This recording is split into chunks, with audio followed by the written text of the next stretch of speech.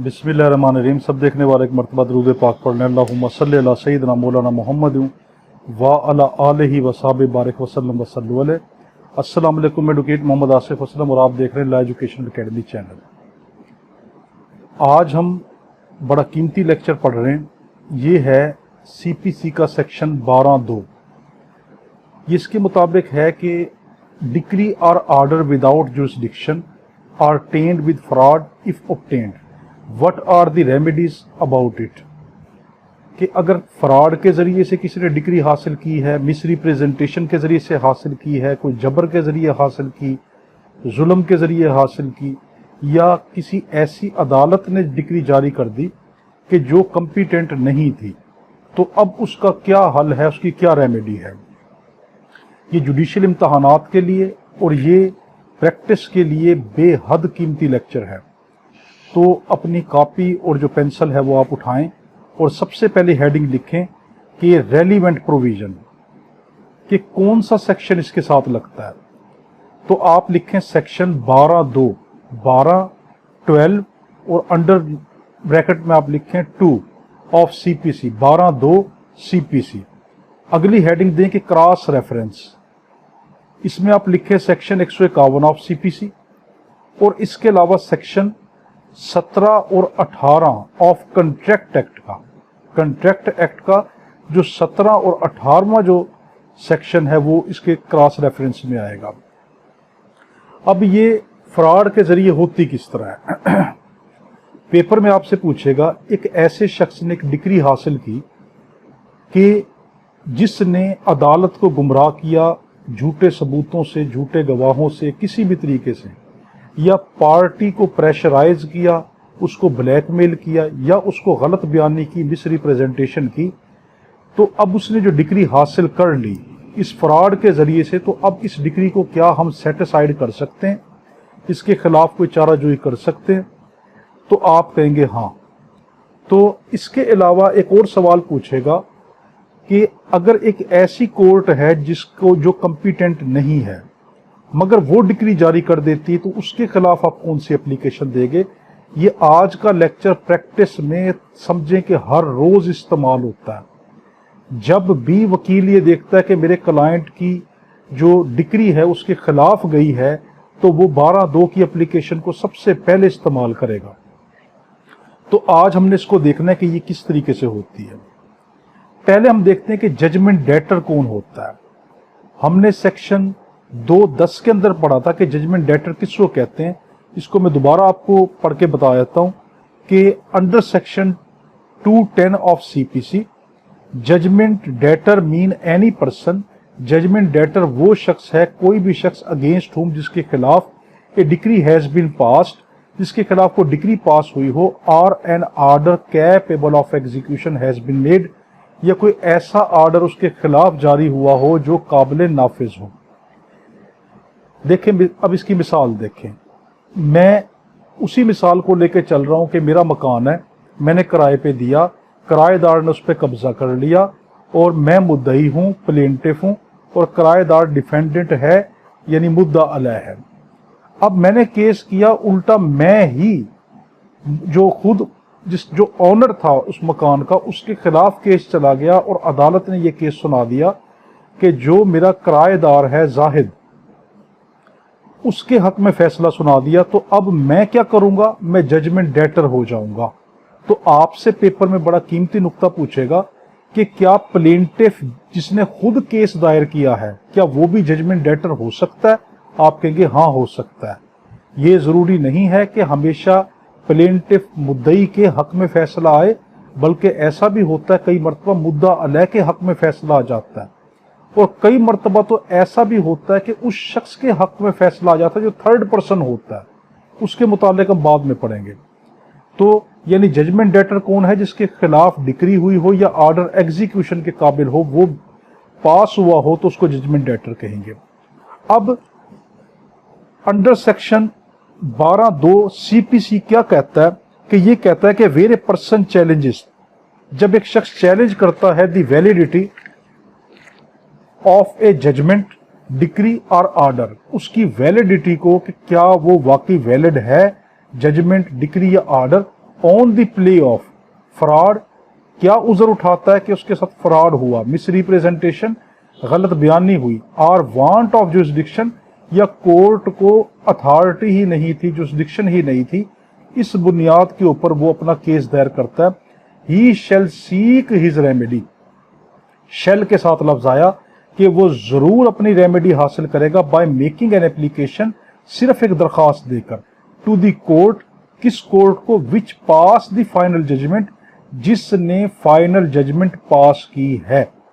कौन सी final judgement पास की, यानी जिसने डिक्री पास की, उस कोर्ट को आप एप्लीकेशन देंगे 12(2) की। आर ऑर्डर, ये जिसने ऑर्डर पास किया हो, and not by a separate suit, अलग कोई मुकदमा दायर नहीं करेंगे। पेपर में आपसे पूछेगा अगर आपके साथ फ्रॉड हुआ, मिस रिप्रेजेंटेशन हुई, गलत बयानी हुई, या कोर्ट को जुरिसडिक्शन नहीं थी, अब आप जो 12(2) की एप्लीकेशन देने के लिए जा रहे हैं, किस कोर्ट में देंगे, आप कहेंगे उसी कोर्ट में दूंगा जिसने डिक्री पास की है। तो आपसे फिर पूछेगा क्या आप कोई नया मुकदमा दायर करेंगे कि मेरे खिलाफ डिक्री जो है जैली इस्तेमाल हुई, या मेरे खिलाफ जो है ऐसी डिक्री इस्तेमाल हुई कि जो मिस रिप्रेजेंटेशन या फ्रॉड या वांट ऑफ जुरिसडिक्शन की वजह से ऑब्टेन्ड की है। आप कहेंगे नहीं, सेपरेट सूट बिल्कुल नहीं होता, बल्कि उसी अदालत में जिसने डिक्री या ऑर्डर पास किया, आप उसके अंदर 12(2) की एप्लीकेशन देंगे। अब हेडिंग दे आप कि जो 12(2) की एप्लीकेशन कौन दे सकता है, who may apply for remedy, कौन कौन शख्स 12(2) की एप्लीकेशन दे सकता है। तो ये शख्स 12(2) की एप्लीकेशन दे सकते हैं। नंबर 1, एनी जजमेंट डेटर, कोई भी जजमेंट डेटर जिसके खिलाफ डिक्री आई हो या ऑर्डर जो एग्जीक्यूटेबल हो, वो 12(2) की एप्लीकेशन दे सकता है। आपसे पेपर में पूछेगा क्या 12(2) की एप्लीकेशन जजमेंट डेटर का सक्सेसर, उसका जाननशीन दे सकता है। आप कहेंगे हाँ वो भी दे सकता है, ये बड़ा कीमती है। इसके अलावा कौन दे सकता है, एनी पर्सन अफेक्टेड, कोई भी शख्स जो मुतासरा हुआ हो, who was aggrieved by decree, जो कि डिक्री से एग्रीव्ड हुआ हो, through although not party to the proceeding, हत्ता कि वो पार्टी प्रोसीडिंग हो ही ना। बड़ी अहम बात है ये, आपसे पेपर में पूछेगा जजमेंट डेटर तो एप्लीकेशन मूव करेगा जिसके खिलाफ डिक्री जारी हुई, तो क्या और उसका सक्सेसर जो है वो भी एप्लीकेशन 12(2) की दे सकता है। मगर आपसे पूछेगा ऐसा शख्स जिसने केस में हिस्सा ही नहीं लिया, मगर जब डिक्री पास हुई तो वो शख्स मुतासर हुआ, उसके किसी मफाद पे असर पड़ा, उसकी कोई ना कोई उस जो इफेक्ट हुआ वो उस डिक्री से, तो क्योंकि वो तो उस मुकदमे का हिस्सा ही नहीं था, ना तो वो प्लेंटिफ था ना डिफेंडेंट था, बस सिर्फ इस डिक्री से अफेक्ट हुआ है, तो क्या वो शख्स 12(2) की एप्लीकेशन दे सकता है। आप कहेंगे हाँ दे सकता है। आपसे पूछेगा कोई केस ला ऐसा बताएं कि जिसके जरिए वो दे सकता है, तो आप केस ला नोट करें 2003 2003 CLC, किताब का नाम है CLC, उसका सफ़ा नंबर है 607 607। इसके मुताबिक कोई भी एग्रीव्ड पर्सन जो कि पार्टी ना भी हो वो भी एप्लीकेशन मूव कर सकता है। अगली heading they which court is competent for application, कौन सी कोर्ट जो है वो कंपीटेंट है इस एप्लीकेशन को इंटरटेन करने के लिए। आपसे पेपर में पूछेगा अब आप कौन सी अदालत में जाएंगे। मिसाल के तौर पर आपने सिविल अदालत में किया जो सिविल जज दर्जा अव्वल का था, तो आपसे पेपर में गलत स्टेटमेंट बना के कहेगा क्योंकि इसने सिविल जज दर्जा अव्वल ने तो आपके खिलाफ केस किया है, आपके खिलाफ डिक्री जारी की है, तो अब आप इसकी 12(2) की एप्लीकेशन डिस्ट्रिक्ट कोर्ट में जाकर देंगे, जिले कोर्ट में देंगे। आप कहेंगे गलत, जिस कोर्ट ने आपका फैसला किया, आपके हक में डिक्री जारी की, आपके खिलाफ डिक्री जारी की, आपके खिलाफ ऑर्डर जारी किया, उसी कोर्ट में 12(2) की एप्लीकेशन दी जाती है कि जनाबे वाला मैं जजमेंट डेटर हूं। वो पूरी एप्लीकेशन हम आपको बाद में बताएंगे, मैं सिर्फ यहाँ पे उसका एक सम एंड सब्सटेंस बता रहा हूँ कि मैं इस तरीके से इफेक्ट हुआ हूँ, मेरे साथ फ्रॉड हुआ है या मेरे साथ जबर हुआ है या मुझसे मिस रिप्रेजेंटेशन हुई है या वांट ऑफ जुरिसडिक्शन हुई है कि ये अदालत जिसने ये डिक्री जारी की है वो इस काबिल ही नहीं थी, वो अथॉरिटी रखती नहीं थी कि वो डिक्री को जारी करे। तो हमने क्या देखा कि वो कोर्ट के जिसने डिक्री जारी की थी वो ही कोर्ट 12(2) की एप्लीकेशन लेगी। अगली heading they know need for separate suit, कि 12(2) के तहत कोई नया मुकदमा दाखिल करने की हरगिज जरूरत नहीं होती। ये शेल के साथ है लफ्ज कि वो सिर्फ उसी कोर्ट में देगा जिसने डिक्री पास किया। अगली heading they presentation of evidence, कि आप क्या सबूत पेश करेंगे। अब खाली मैं जाके ये कह दूं कि जज साहब ये तो मेरा किराएदार था, आपने मेरे खिलाफ, मैं तो खुद मालिक मकान था, मेरे पास तो इसकी ऑनरशिप भी है, मगर आपने मेरे खिलाफ डिक्री जारी कर दी और ये जो डिक्री ऑब्टेंड की है ये फ्रॉड के जरिए हासिल हुई है, मिस रिप्रेजेंटेशन के जरिए हासिल हुई है। तो जज साहब क्या मेरी बात का वैसे ही यकीन कर लेंगे? कभी भी यकीन नहीं करेंगे, बल्कि मुझे क्या करना पड़ेगा, मुझे हर हालत के अंदर सबूत देना पड़ेगा, मुझे एविडेंस देने पड़ेंगे। तो 12(2) के तहत जब भी आप इसकी एप्लीकेशन मूव करेंगे तो आपने उसकी सपोर्ट के लिए कोई ना कोई सबूत देना है कि इस सबूत के तहत ये जो डिक्री है ये फ्रॉड के जरिए हासिल की गई। अगली heading they ground for filing an application, कौन कौन से ग्राउंड है जिसके तहत आप एप्लीकेशन फाइल कर सकते हैं। पहला ग्राउंड है फ्रॉड। 12(2) के तहत आप एप्लीकेशन देंगे कि मेरे साथ फ्रॉड हुआ है। फ्रॉड किसको कहते हैं? फ्रॉड कहते हैं एक्टिव कंसीलमेंट। आप कोई एक्टिव कंसीलमेंट करते हो, जानबूझ के किसी से कोई हकायक छुपाते हो या जानबूझकर ऐसे हकायक दिखाते हो कि जिसकी बुनियाद पे वो शख्स समझे कि वाकई ये सच है जबकि वो सच नहीं था, तो इसको आप क्या कहेंगे? फ्रॉड कहेंगे। यानी फ्रॉड आपको पता है कि उर्फे आम में किसको कहा जाता है। तो पहला क्या है कि फ्रॉड अगर किसी ने किया होगा और फ्रॉड के जरिए डिग्री हासिल की, ये पहला ग्राउंड बन जाता है हमारे पास 12(2) की एप्लीकेशन का। अब हमारे पास है कि इस्टेब्लिशमेंट ऑफ फ्रॉड। अगली heading they establishment of fraud. ये बड़ा कीमती है, मैं आपको जरा पढ़ के सुना दूं। ये भी याद रखना कि हमारी इस पर किताब लिखी जा रही है, तो हम इसकी मुकम्मल किताबें लिख रहे हैं LLB की, तो वो भी आपको बहुत जल्द इंशाल्लाह मार्केट में अवेल होगी, तो उसमें भी आप इनके डिटेल लेक्चर देख सकते हैं। तो इस्टेब्लिशमेंट ऑफ फ्रॉड किसको कहते हैं? Allegation of fraud can be established by the elaborate inquiry, कि जो आपकी हमने फ्रॉड की जो एप्लीकेशन मूव की है आप उसको इंक्वायरी के जरिए बता सकते हो। Where a party levels allegation of fraud then it must specify and mention all the micro and macro points in it. यानी आपको साबित करना पड़ेगा क्या फ्रॉड हुआ। मिसाल के तौर पर मैं ये प्ली उठाता हूं कि मेरे पास जो कागजात थे, मेरे पास जो रजिस्ट्री थी वो बिल्कुल ओरिजिनल है, मगर इसने धोखे से मुझसे पहले की डेटों में कोई ना कोई ले देकर इसने खुद रजिस्ट्री और इंतकाल बनवा लिया, तो उसको हम क्या कहेंगे? यानी स्टैब्लिशमेंट हमने करना है, हमने साबित करना है। दूसरा ग्राउंड क्या है? पहला हमने देख लिया फ्रॉड, दूसरा है मिस रिप्रेजेंटेशन, के गलत बयानी के जरिए से। फ्रॉड और मिस रिप्रेजेंटेशन में जमीन आसमान का फर्क है। फ्रॉड कहते हैं कि जानबूझ कर धोखा देना, और मिस रिप्रेजेंटेशन ऐसा है कि गलत बयानी करना। कई मर्तबा मिस रिप्रेजेंटेशन जो है वो मासूमियत में, बेगुनाहियत में भी हो सकती है। मिसाल के तौर पर मुझे किसी चीज का नहीं पता, मैं एक मोबाइल लेकर आया, जिस दुकान से मैंने खरीदा उसने मुझे कहा यह मोबाइल खुला हुआ नहीं है, और मैंने आगे आकर किसी शख्स को दिया और मैंने कहा यह मोबाइल आपने खरीदना है।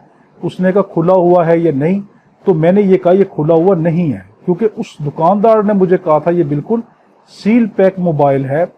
तो अब अगर वो शख्स आगे मैं उसको फरोख्त कर देता हूं और वो किसी एक्सपर्ट पे जाता है और उसको पता चलता है कि ये मोबाइल तो खुला हुआ है, तो अब वो मुझे ये नहीं कह सकता कि आसिफ ने मेरे साथ फ्रॉड किया था, बल्कि मैंने उससे मिस रिप्रेजेंटेशन की है और मिसअंडरस्टैंडिंग में की है, क्योंकि मुझसे तो खुद गलत बयानी की थी उस दुकानदार ने कि ये मोबाइल बिल्कुल सील पैक है और ये मोबाइल खुला हुआ नहीं है। तो इसलिए फ्रॉड किसको कहते हैं? जो जानबूझ के धोखा दिया जाए। और मिस रिप्रेजेंटेशन किसको कहते हैं? गलत बयानी की जाए। कभी कभी गलत बयानी आप अनजाने में भी कर देते हैं। तो दूसरा ग्राउंड क्या है कि आपने मिस अंडरस्टैंडिंग के या मिस रिप्रेजेंटेशन की बुनियाद के ऊपर आपने ये केस उठाना है।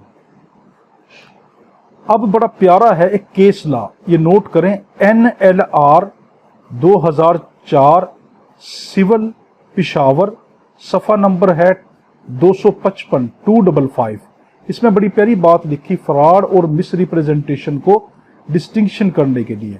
उसने कहा the distinction between the fraud and miss representation is one of knowledge, कि जो फ्रॉड और मिस रिप्रेजेंटेशन के अंदर जो मेन फर्क है वो है इल्म का, नॉलेज का, कि मुझे इस चीज का इल्म था या नहीं, क्या मैंने जानबूझ के तो नहीं छुपाया, देखो मुझे तो नहीं इल्म था, मुझे तो यही कहा गया था कि ये जो मोबाइल है ये खुला हुआ नहीं है, तो नॉलेज। अगर उसने मुझे कहा था कि मोबाइल खुला हुआ है और मैं आगे जाके ये कहूं ये मोबाइल खुला हुआ नहीं है, अब ये फ्रॉड होगा। तो पहला नुक्ता क्या है दोनों के दरमियान डिस्टिंक्शन का, कि नॉलेज और इंटेंशन, दूसरा है आपका इरादा। Whereas fraud involves intention और नॉलेज, जबकि फ्रॉड में आपका इंटेंशन भी होता है, इरादा भी होता है और नॉलेज भी होता है। वाइल मिस रिप्रेजेंटेशन में lack both intention and knowledge, जबकि मिस रिप्रेजेंटेशन के अंदर ये दोनों चीजें नहीं हो सकती। दोबारा गौर से देखें, फ्रॉड और मिस रिप्रेजेंटेशन है, पेपर में अक्सर पूछता है, इंटरव्यू में पूछता है कि इनमें दोनों में क्या फर्क है। आप कहेंगे इंटेंशन और नॉलेज। फ्रॉड में इंटेंशन होती है, इरादा होता है धोखा देने का, और नॉलेज होता है कि आपको पता है कि ये चीज ऐसी नहीं है मगर फिर आप उसको वैसी बना के पेश करेंगे तो ये फ्रॉड। और अगर आपके पास ना तो नॉलेज है, ना इंटेंशन है, ना तो आपको इल्म है, ना आपका इरादा है फ्रॉड करने का, मगर फिर भी आपसे कोई गलती होती है तो ये मिस रिप्रेजेंटेशन होगी। अब सवाल ये उठता है कि मिस रिप्रेजेंटेशन क्या काबिले जुर्म है? कोई जुर्म है मिस रिप्रेजेंटेशन? नहीं। मिस रिप्रेजेंटेशन अगर विदाउट नॉलेज और विदाउट इंटेंशन हो, उसमें किसी भी तरह का एलिमेंट ऑफ फ्रॉड ना पाया जाए, तो वो काबिले गिरफ्त नहीं है, क्योंकि उसने तो खुद अनजाने के अंदर आपको बताया। तीसरा ग्राउंड है वांट ऑफ जुरिसडिक्शन, कि आप कोर्ट को ये कहें कि आपको वांट ऑफ जुरिसडिक्शन की एप्लीकेशन मूव करेंगे कि इस कोर्ट को तो अख्तियार ही नहीं था ये डिग्री पास करने का। मगर एक बड़ी कीमती नुक्ता है कि जनरल रूल इसके मुतालिक क्या है। It is the general principle of law. General principle law ये है that if the court does not have jurisdiction, अगर कोर्ट के पास जो है वो जुरिसडिक्शन नहीं है, इट्स ऑर्डर विल बी ए नुलिटी, इसका जो ऑर्डर होगा वो नल एंड वाइड होगा। मगर इसकी एक्सेप्शन निकल आ सकती है, वो हम बाद में लेक्चर में देखेंगे। वो चलो मैं यहीं पे बता देता हूं वो एक्सेप्शन क्या आती हैं। पहली एक्सेप्शन है, देखो आपसे पेपर में पूछेगा, अगर कोर्ट को जुरिसडिक्शन नहीं थी डिक्री जारी करने की, उसने डिक्री जारी कर दी, तो उसकी डिक्री क्या होगी? आप कहेंगे नल एंड वाइड होगी। जनरल रूल यही है। आपसे पूछेगा क्या उसके पास कोई एक्सेप्शन है, आपके पास कोई इस्तशना है कि कोर्ट को अख्तियार भी नहीं था डिक्री जारी करने का, मगर कोर्ट ने डिक्री जारी भी कर दी और अब आप उसके खिलाफ कुछ कर भी नहीं सकते? आप कहेंगे हाँ। दो चीजें इस किस्म की हैं कि कोर्ट को अख्तियार नहीं था डिक्री जारी करने का, और कोर्ट अगर डिक्री जारी कर देती है तो मैं कोर्ट का कुछ नहीं बिगाड़ सकता।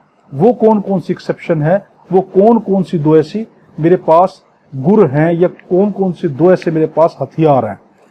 पहली एक्सेप्शन है exception under section 21 of CPC, के सीपीसी की जो दफा सेक्शन 21 है वो मुझे क्या कहती है। A decree passed by a court, अगर किसी कोर्ट ने डिक्री को पास किया, हैविंग नो टेरिटोरियल जुरिसडिक्शन, जिसके पास कोई भी टेरिटोरियल जुरिसडिक्शन नहीं थी, इलाकाई उसको अख्तियार नहीं था, वो इलाका उसको लगता ही नहीं था, he will not be satisfied. अब अगर वो डिक्री जारी कर देती है तो हम उसकी डिक्री को उठाकर फेंक नहीं देंगे, उसकी डिक्री को रद्द नहीं कर सकते। If the objection to the jurisdiction of the territory could had been raised at the earliest possible opportunity। बड़ा कीमती नुक्ता।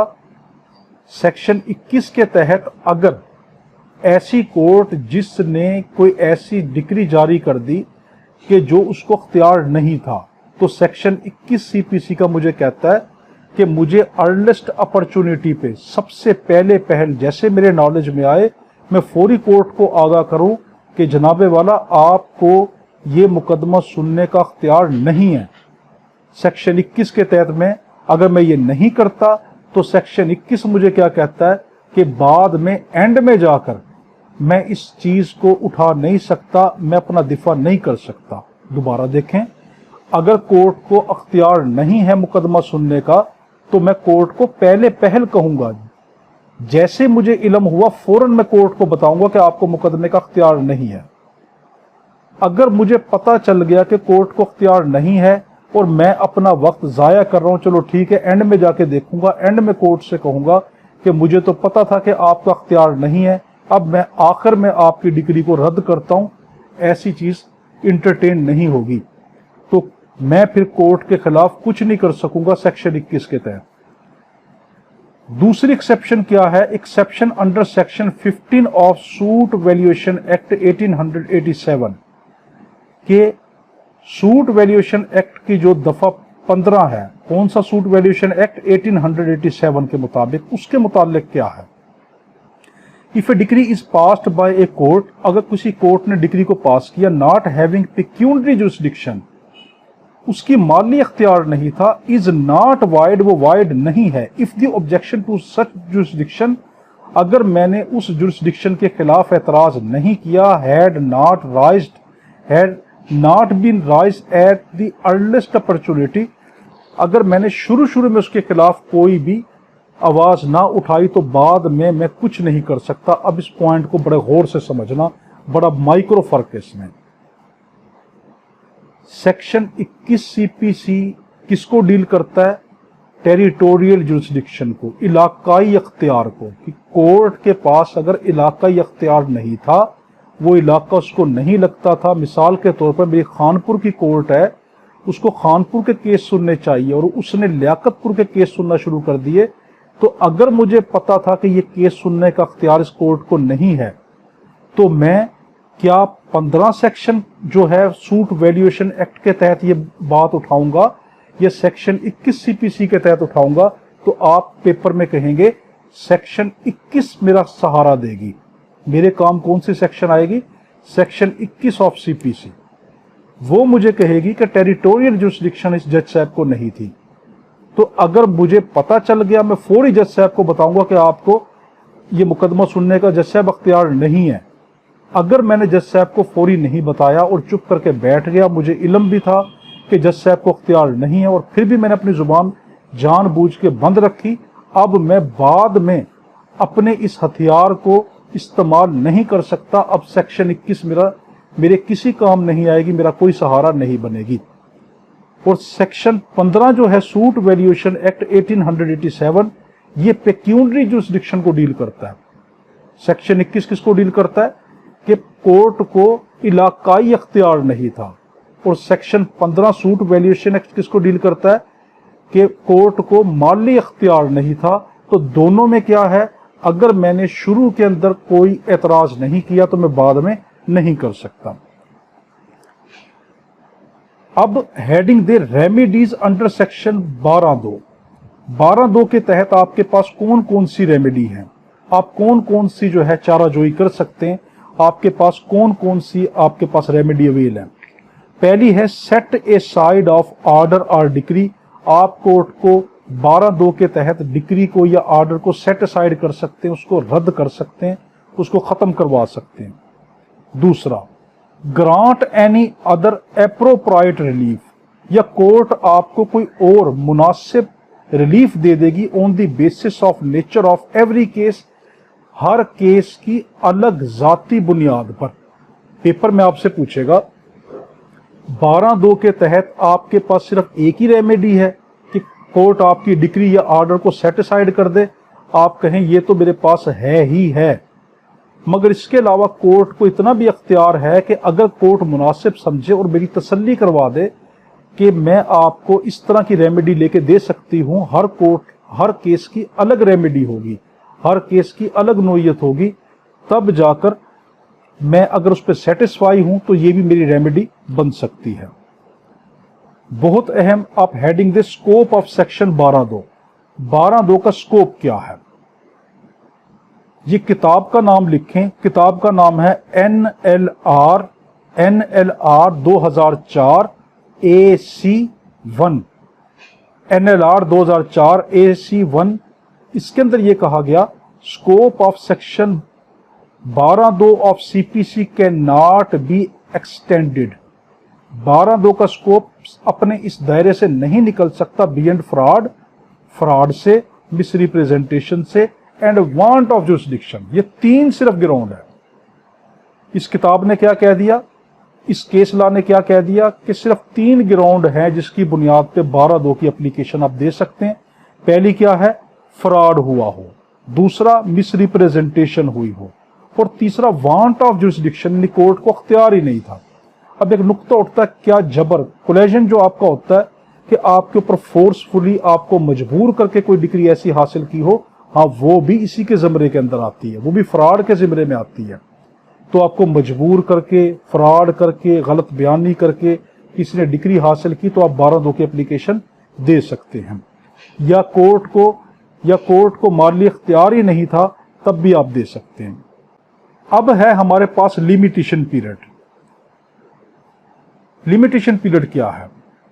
Limitation period under the limitation act is 3 years for the application under section 12(2) of CPC। The period of limitation time would start from the date of the knowledge of fraud. इसके अंदर यह कहा गया जिस दिन आपको पता चला कि मेरे साथ फ्रॉड हुआ है या धोखा हुआ है या गलत बयानी हुई है, वो दिन पहला होगा। आज का दिन मुझे पता चला कि मेरे खिलाफ जो डिग्री आई है वो डिग्री फ्रॉड से हासिल की, जबकि ये डिग्री पास हुई थी 2 साल पहले। बड़ा गौर कीमती मैं लफ्ज बता रहा हूं। पेपर में आपसे कहेगा आसिफ के खिलाफ या किसी के खिलाफ अगर कोई डिग्री कोर्ट ने जारी कर दी और वो 2 साल के बाद आसिफ को पता चलता है कि मेरे खिलाफ जो कोर्ट ने डिग्री जारी की थी वो तो फ्रॉड की बुनियाद पे ली गई, तो क्या अब मेरे पास 1 साल का पीरियड रह गया या मेरे पास 3 साल का पीरियड है? अगर मुझे 5 साल बाद भी पता चले, दोबारा देखें, मुझे 5 साल बाद भी पता चले, जिस दिन मुझे पता चलेगा कि मेरे खिलाफ फ्रॉड के जरिए से, मिसरिप्रेजेंटेशन के जरिए से डिग्री हासिल की गई, वो मेरा पहला दिन कहलाएगा। उस दिन से लेकर आगे 3 साल मेरे पास होंगे, तो मैं 3 साल के अंदर अंदर किसी भी वक्त कोर्ट का जाके दरवाजा खटखटा सकता हूं कि जनाबे वाला मेरे साथ जुल्म हुआ है और मेरे खिलाफ जो डिग्री हासिल की गई थी ये फ्रॉड वगैरह के जरिए हासिल की गई, तो 3 साल का पीरियड होता है। अब आपसे पेपर में पूछ लेगा, अगर सफिशिएंट काज आप शो कर दें, कोई मौजू आप वजह बता दें, तो क्या 3 साल से ज्यादा पीरियड एक्सटेंड हो सकता है? बेशक हो सकता है, मगर वैसे जनरल 3 साल का है। शुरू कब होता है? जिस दिन आपको पता चला होता है कि मेरे खिलाफ डिग्री फ्रॉड के जरिए आई है। अब एक बड़ा कीमती है 12(2) नॉट एप्लीकेबल। हेडिंग दे 12(2) not applicable. Generally an order made on application under section 12(2) of CPC is not appealable. नहीं, अपीलेबल। अब सॉरी, आप हेडिंग दे 12(2) नॉट अपीलेबल, एप्लीकेबल नहीं, अपीलेबल। 12(2) के खिलाफ जो ऑर्डर आएगा वो अपीलेबल नहीं होता। मैं बताता हूं अभी। तो पहले देखें, generally an order made on application under section 12(2) of CPC is not appealable. अगर 12(2) के तहत कोई जज से फैसला देंगे उसके खिलाफ अपील नहीं होती। बट व्हेन द डिक्री और ऑर्डर वेरिड, मगर जब डिक्री या ऑर्डर वेरिड हो और set aside presumably appeal will lie, तब हम अपील कर सकते हैं। आम तौर के ऊपर 12(2) का जो ऑर्डर जारी होता है, मिसाल के तौर पर मैंने 12(2) की एप्लीकेशन दी कि जज साहब मेरे खिलाफ जो डिग्री हासिल हुई है ये फ्रॉड के जरिए हासिल हुई, और जज साहब ने फिर भी मेरी तसल्ली नहीं करवाई, मेरे जो मैंने अपना दावा दायर किया था जज साहब ने मुझे फुल रेमेडी नहीं दी, तो अब क्या जो जज साहब ने ऑर्डर दिया है मैं उस जज साहब के खिलाफ 12(2) की जो उसने ऑर्डर दिया उसके खिलाफ अपील कर सकता हूं? आप कहेंगे नहीं। जनरल रूल तो यह है कि 12(2) के ऑर्डर के खिलाफ अपील नहीं होती। हां, अगर इस तरह है कि कोई ना कोई ऐसा रफड़ है, कोई ना कोई ऐसा कोई चक्कर है कि जिसके तहत कोई फ्रॉड का पहलू निकलता है या आपकी डिक्री या ऑर्डर जो है वो सेटिसाइड होने वाला है, तब हम प्रिज्यूम कर सकते हैं, कयास कर सकते हैं कि हाँ इसके खिलाफ हमारी अपील सुनी जाए। याद रखना, जहां पे अपील नहीं होती वहां पे रिवीजन होती है। मैं बड़ी कीमती चीज बता रहा हूं, जहां जहां अपील नहीं होती वहां रिवीजन जरूर होता है, कि निगरानी जरूर होती है कि आप निगरानी की दरख्वास्त जज साहब को दे सकते हैं। तो क्योंकि जो 12(2) का ऑर्डर है ये अपीलेबल नहीं है, तो इसके अंदर क्या होगा, हम रिवीजन दे सकते हैं। आज हमने यहां तक पढ़ा, अब जरा देखें हमने क्या देखा। हमने देखा कि कोई भी शख्स फ्रॉड के जरिए, गलत बयानी के जरिए यानी मिसरिप्रेजेंटेशन के जरिए, या वांट ऑफ जुरिस्डिक्शन यानी कोर्ट को अख्तियार ही नहीं था, अगर वो शख्स कोई डिग्री हासिल कर लेता है तो हम उस डिग्री या ऑर्डर के खिलाफ उसी अदालत में जिसने ये डिग्री जारी की थी एक दरख्वास्त देंगे कि जज साहब मेरे खिलाफ ऑर्डर जारी हुआ है या डिग्री हुई है ये फ्रॉड वगैरह के जरिए हासिल की गई, तो मैं कोई सेपरेट सूट दाखिल नहीं करूंगा, उसी कोर्ट में सिर्फ एप्लीकेशन दूंगा। और अब जो मेरी एप्लीकेशन होगी इसके तहत मुझे कोर्ट क्या रेमेडी देगी, या तो उस डिक्री या ऑर्डर को जो है सेट असाइड कर देगी, उसको बरतरफ कर देगी, या मुझे कोई एप्रोप्राइट रेमेडी दे देगी।